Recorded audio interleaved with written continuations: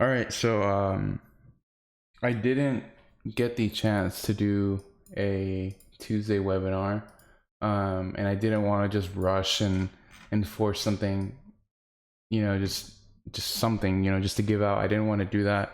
I just didn't have the time, unfortunately, just to do that on Tuesday. By the time I had realized I hadn't done the call, it had already been Wednesday night.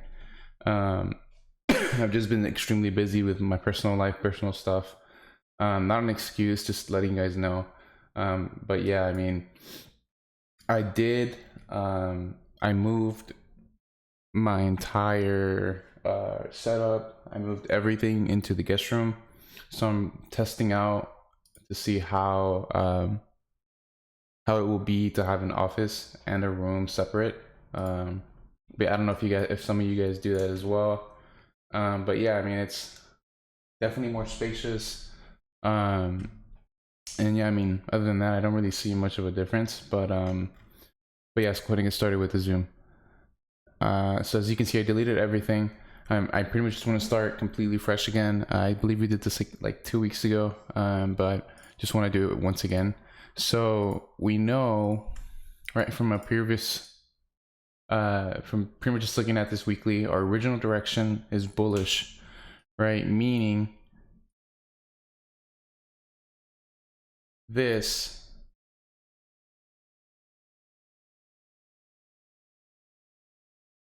you guys can't hear me? Yeah, no, that's a you issue. All right. So the right, obviously the red line, you have to hold on.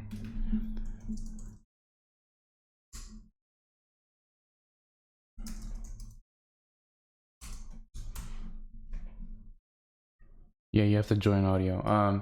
Either way, so this red line represents not a bearish break of structure, but when you zoom out, this is technically, right, a continuation BOS because our previous lower high had been taken out. But obviously over the past pretty much 2 years, we have been playing within that range because as you can see, high number 1 has not been challenged. And low number 1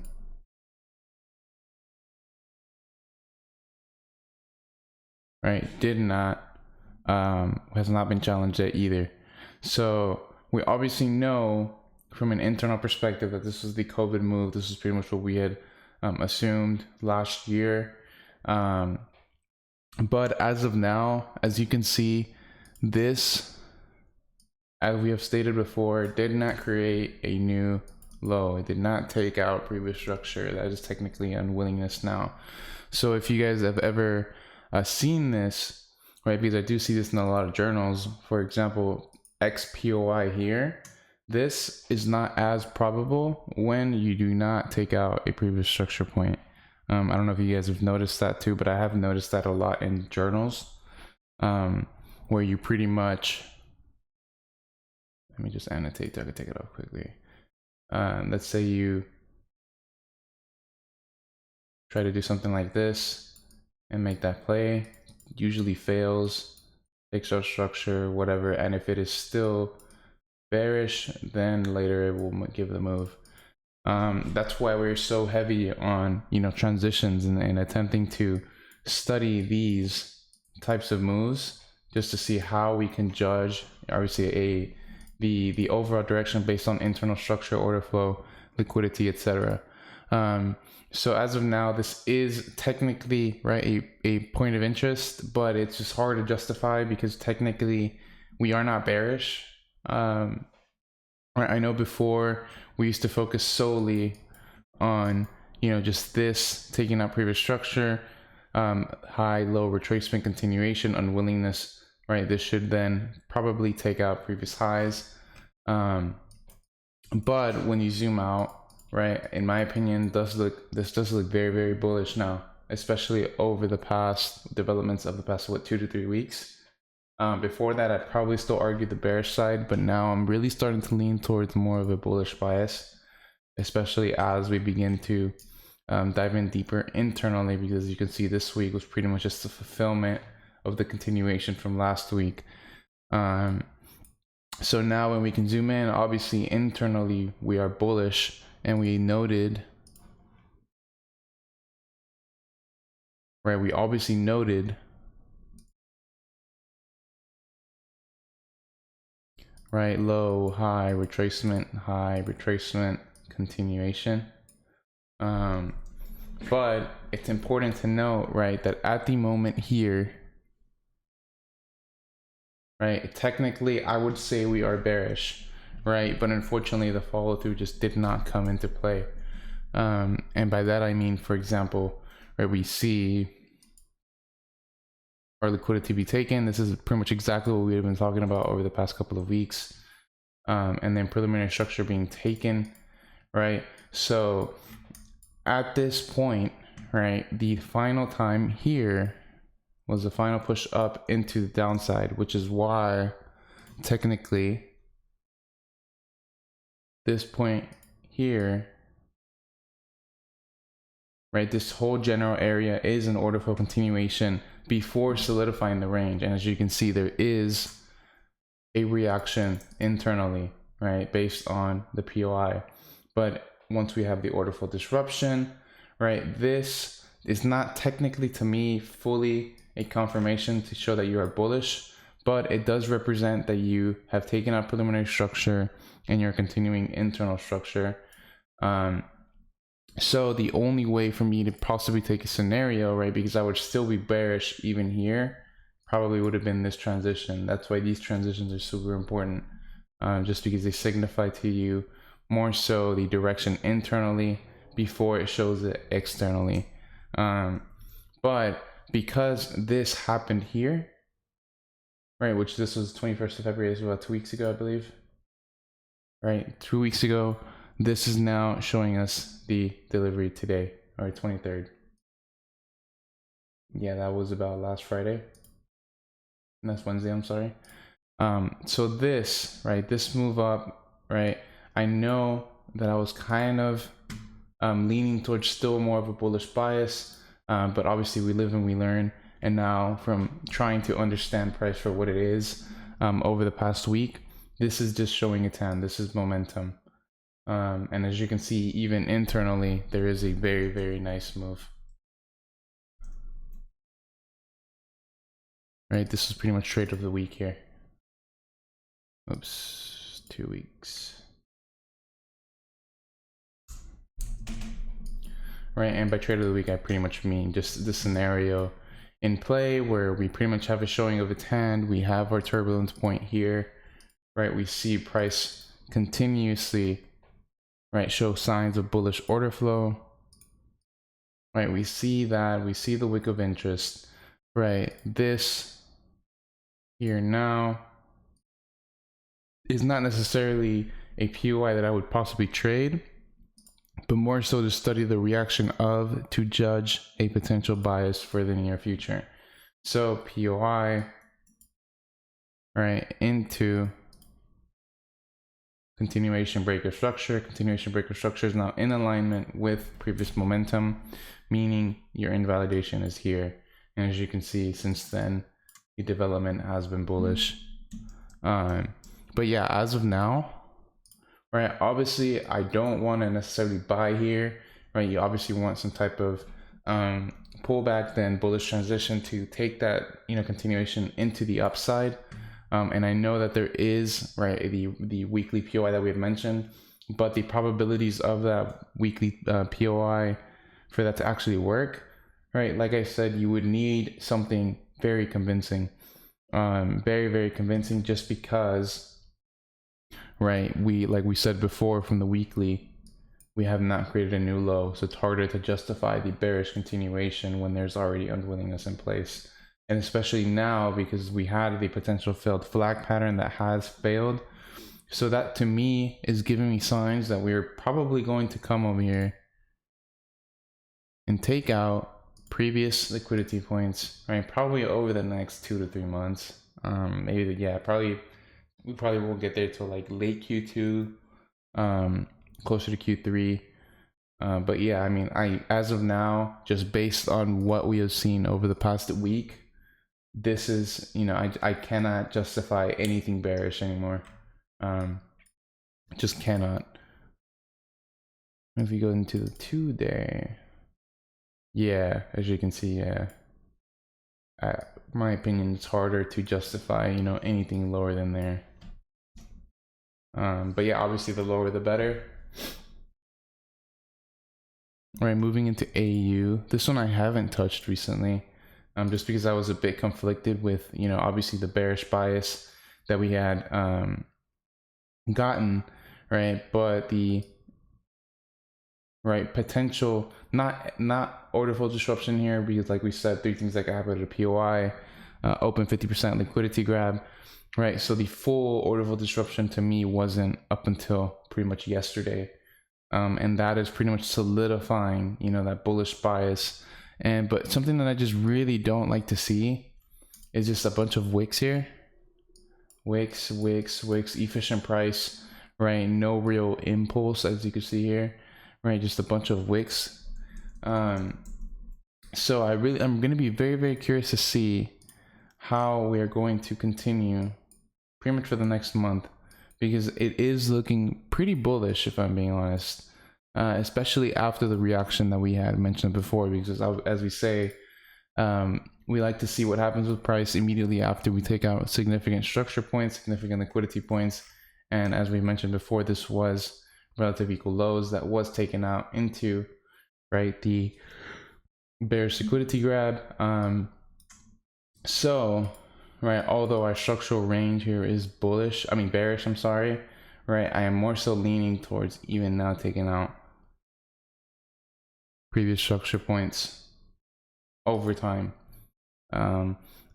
It's very, very hard for me to justify, you know, something like this, mainly because this has already happened, right? So it's harder for me to justify this structural range to be anything to play off of. So as of now, it makes more sense to play the internal reaction, or the internal price action, sorry.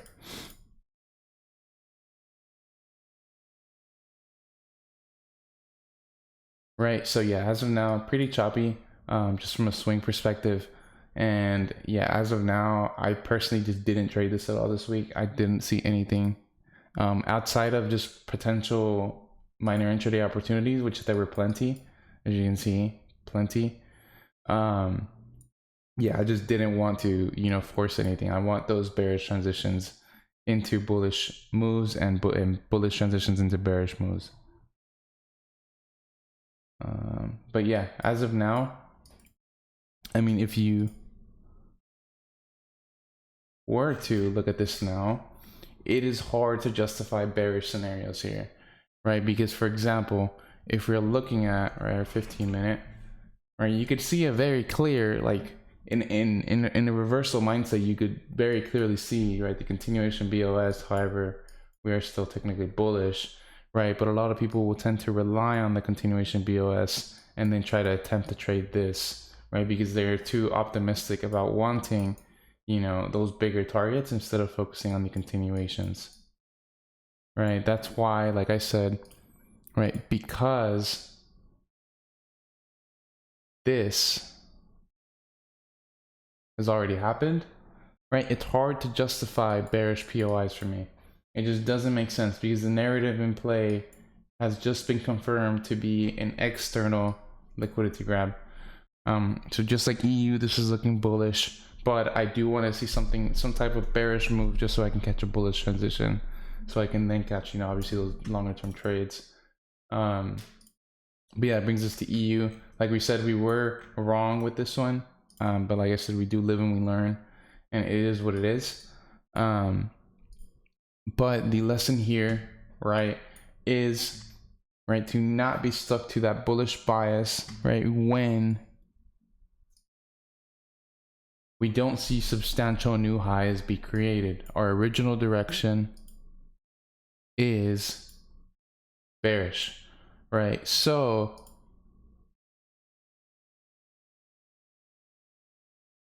once we see an unsubstantial new high, right, you can then start to look for those continuation scenarios, and although this might have been choppy, probably a bit untradeable, right, there have been the continuation POIs immediately after showing a trend. There was one scenario that I was trading yesterday. Let me find it. Where was it? I believe it was.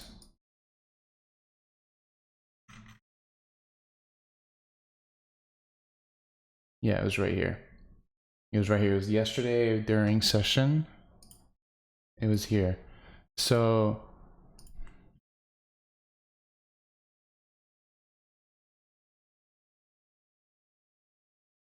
right, as of now, we can see, right, obviously entries here.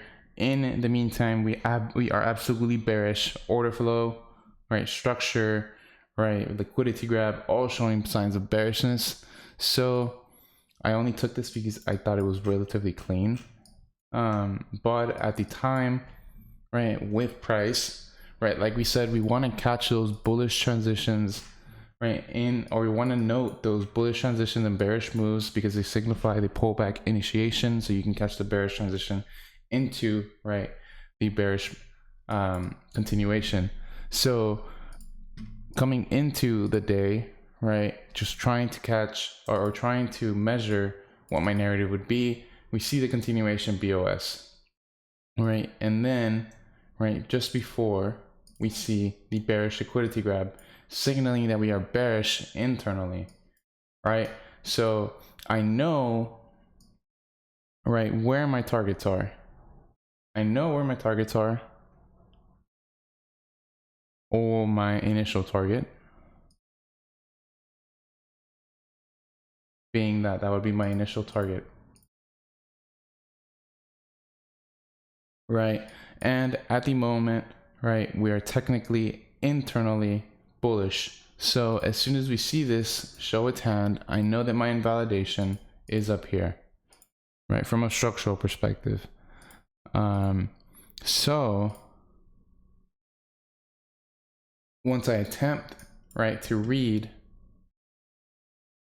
internal price action, right, we see the bearish break, right, as we said, the invalidation is up here, right, we see the continuation into the bearish side, we see the continuation BOS, but like we said, we want to catch these bullish moves, right, these bullish into bearish transitions to then create, obviously, or not to create, but to follow that order flow into the downside. So in order for me to take a trade, I have to pretty much acknowledge, right, this. So I don't like to immediately take a trade based on a POI here with SL above invalidation, even though that's relatively what you can do from a conservative perspective, and it would make a lot of sense, right? With that being what, like a 5 pip, 9 pip, yeah, 9 pip. So when we dive in internally, I want to know what is happening with my internal structure, right? So low, obviously you have to take out previous structure into high, into low, into high, right? But this, right, can be not, I mean, it is not considered unwillingness, but it is showing you a sign that it is slowing down, right? So once we see our low be taken, right, this is now our sign of unwillingness into, right, an internal scalp continuation BOS, which is now in alignment with the previous bearish move that we had mentioned earlier. So my structural invalidation is here, my order flow invalidation is here. So from an order flow perspective, this is your scenario here based on inefficiency, but I took it off of the M5. Yeah, I took it off the M5. And the M5 obviously targeting previous lows based on the bearish narrative externally overall, then internal bearish narrative, then into a scalp conversion, which is obviously about what, 30 pips into the downside, for TP1. Right, and because you are finding those continuations, right, as you can see, that's still trailing for over 170 pips. So although the RR isn't technically the best, right, that's 170 pips. And I don't care what lot size you're trading, 170 pips is a lot. But yeah, that pretty much will conclude. That was pretty much the only scenario that I was looking at this week. Unfortunately, I didn't get this up top. I just wasn't at the chart at the time. That's just unfortunate. I believe that was Tuesday, not Tuesday, last week. Yeah, it was Monday. Yeah, it was Monday. It was Monday during the session. But if anybody did take that, it's over 300 pips. But yeah, did anybody? I know you guys were trading this week. And so how come? Why did you exit so early? Why didn't you scale out? Like, what's your approach with scaling out and exiting?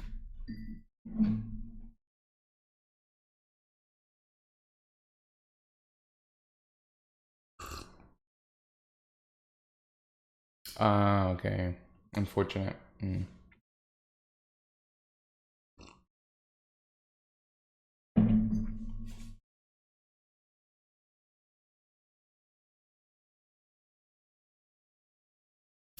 I mean, it's all good. I mean, closing a profit's always closing a profit. It's all the same. Yeah, they should continue higher. But yeah, hopefully I don't miss out on, I shouldn't miss out on next Tuesday's webinar. Yeah, it was just a this week thing. Everything just piled up for me this week. I apologize for that. But does anybody have any questions? Anybody have any studies they want to show me?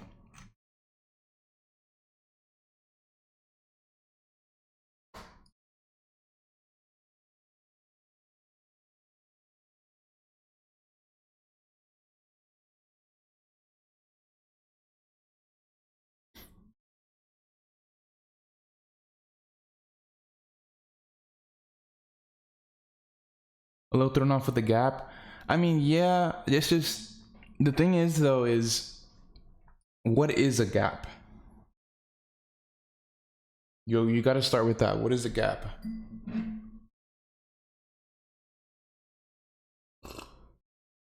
No. What's a gap? Anybody here knows what a gap is?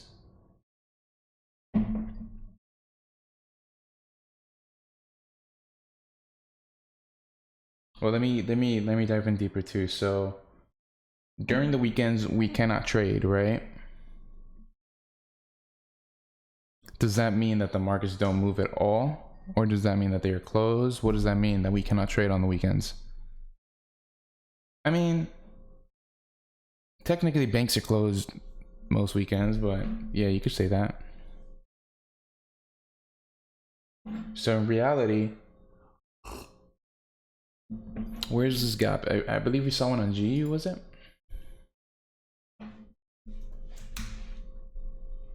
Yeah, right here. So over the weekend, right, this is also why I really like Oanda, just because I'll explain. Right, so with gaps, this doesn't necessarily mean inefficiency. This pretty much just means that over the weekend,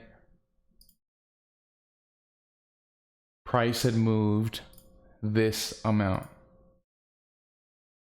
Now, as for if they fill, majority of the time, yeah, but they don't necessarily have to fill. Like, I don't know if anybody here has been with me for the past couple of years, but we've always been pretty against, trading gap fills, just because there's really no logic behind it, right? So although we opened here, right, the market didn't push to seal the gap.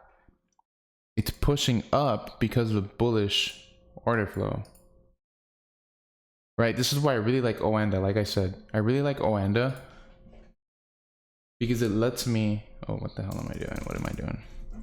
I like Oanda because it allows me to disregard gaps and more so just interpret, right, the price action for what it is. Although unfortunately, the price can be very inconsistent at times. So with the gap, all I see it as is price moving over the weekend. So I don't really care for it. And if you're still confused by it, by all means, just don't trade for what, Monday or Tuesday. By that time, either it's filled or there's already a narrative in play disregarding that gap. All right, so yeah, does that answer your question with the or with being thrown off with the gap? All the gap is price movement over the weekend.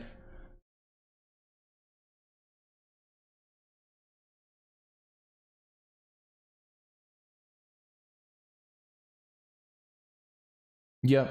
So I mean, just correlate both of them.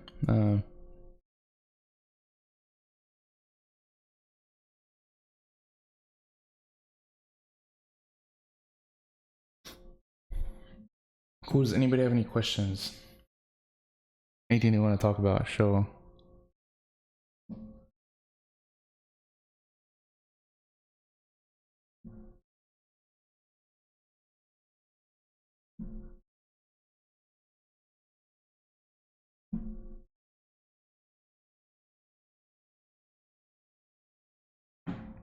Cool. Anything you guys want to talk about, bring up? Because I have probably like 2 hours to spare.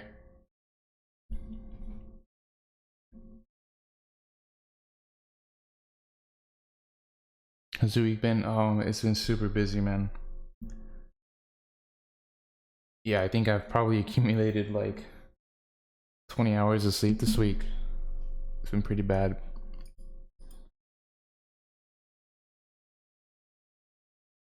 Yeah, I mean, it's cool, man. I'm asleep.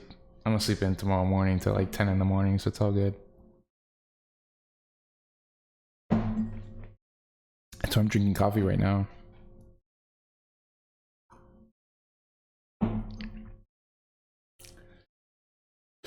No, yeah. So what I like to do is, if I get enough sleep in the week, I'll definitely Saturday, Sunday, I'll wake up anywhere from like 7 to 8 a.m.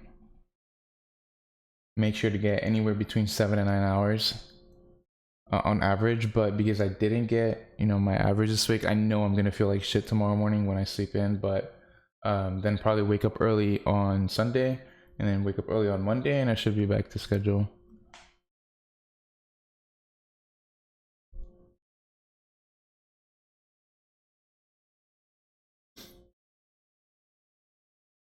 Honestly, let's actually look that up. How long? I actually don't know that. How long does it take to catch? Oh. 4 days. That sounds about right. Do you monitor your sleep? I do sometimes, bro, but I have a Whoop, but my Whoop doesn't really, like, sometimes it messes up. Like sometimes I'll go to sleep at like 10, go to 10, 11, excuse me, wake up at 6, and it'll say that I slept from 3 in the morning to 6, like just dumb.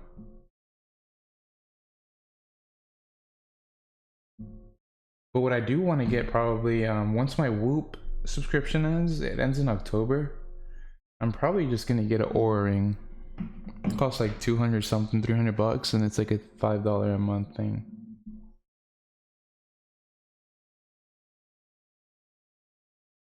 Whoever made those Oura rings are super smart, man.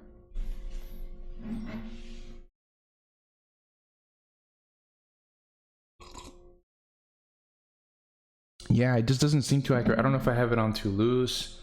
I don't know if maybe it moves around at night. Who knows? Because I think the best to date, the best thing that I've used to track my sleep was this. This has been pretty much my best, the best thing that I've used, and I still have mine. If anybody If anybody in Dallas wants it, I'll sell it to you like for like $50 or something. It's very lightly used too, and it comes with the second set of bands. Yeah, I don't know if anybody in Dallas wants this, I'll sell it to you for $50. Yeah, these are super good, bro. I'm not gonna lie, these are very, very good. Because every time I switched over to something else, it was nowhere near as good. Because I kind of got the I moved over to Whoop because it was more quote unquote detailed, but I don't know, it's just super inconsistent.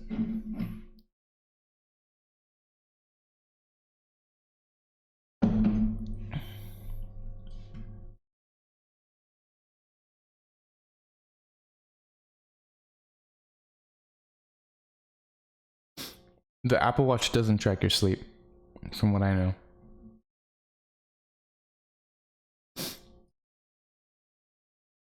I think you need like a separate like item.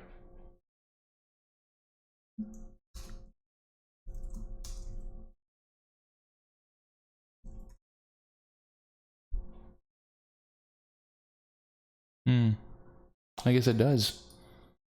This must be a new thing. Because whenever I tried to do it like 2 years ago, and I had like an older Apple Watch and it wasn't able to do it.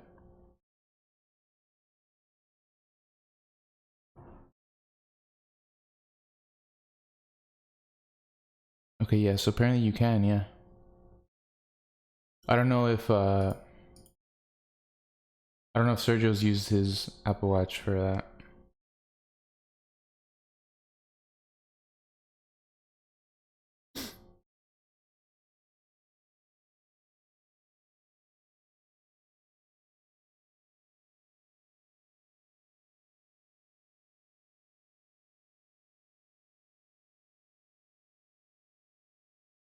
But does anybody have any topics they want to bring up? Anything they want to talk about?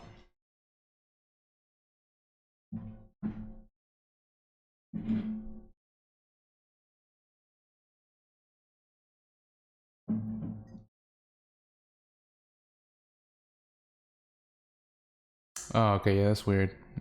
Yeah, no, I don't have an issue with my Whoop, to be honest.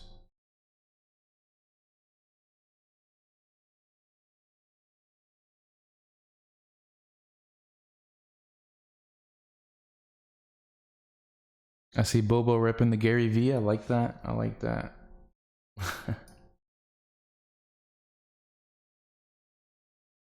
But yeah, if you guys don't have any questions, we can go ahead and wrap it up here. But yeah, definitely, please, like Fridays are the only days where I legitimately can sit here and talk to you guys.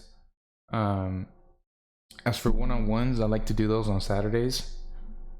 But Friday is like legit, like the only, well, yeah, basically is the only day where I can sit here, and after the webinar is done, I can legitimately talk to you guys about anything that you guys pretty much want, from chart work to whatever topics externally. But yeah, if you guys bring topics, we can have like an interesting conversation. We can have an actual, a very, very good Zoom. That's how these very, very good Zooms pop up every once in a while, because people bring topics and actual stuff to talk about. But yeah, if you guys do that, cool. I mean, obviously if you don't, that's cool too. But I do want to, run these Friday Zooms a little bit longer, just because it's the actual weekly webinar. So yeah, with that being said, you guys have a safe weekend, and I will see you guys on Tuesday.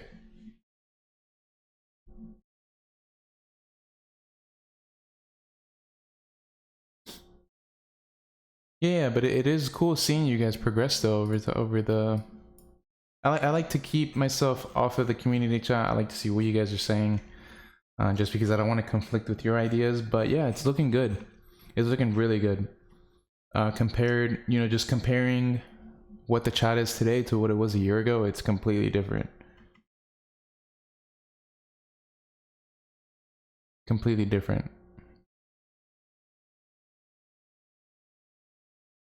Yeah, man. And excuse me, but that just pretty much goes to show you can't cheat time. Catchy time.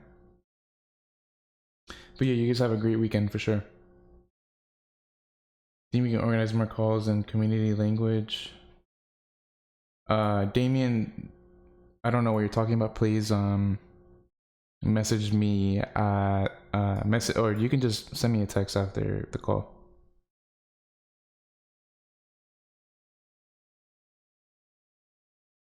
Just send me a message.